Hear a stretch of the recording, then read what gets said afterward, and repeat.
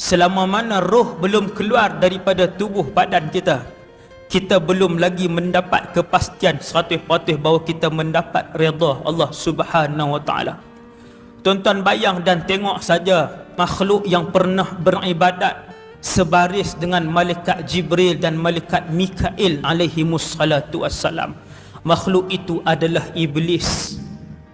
Tetapi pada satu ketika, yang iblis itu bukan sahaja beribadat satu saf dengan malaikat-malaikat kanan, malaikat-malaikat penanggung arash.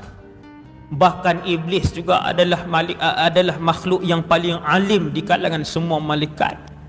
Tetapi pada suatu hari beliau diusir dan dibuang oleh Allah Subhanahu wa taala. Tak ada siapa boleh jangka, saya yang bercakap, tuan-tuan yang mendengar, sentiasa kita memohon kepada Allah Subhanahu wa taala, ya Allah, ikhtim lana bi husnil khatimah. Matikanlah kami ya Allah. Pastikanlah ya Allah. Tentukanlah ya Allah. Kami mohon kepadamu ya Allah agar ending kami, pengakhiran kami, pengakhiran yang baik seperti mana pengakhiran orang-orang yang soleh.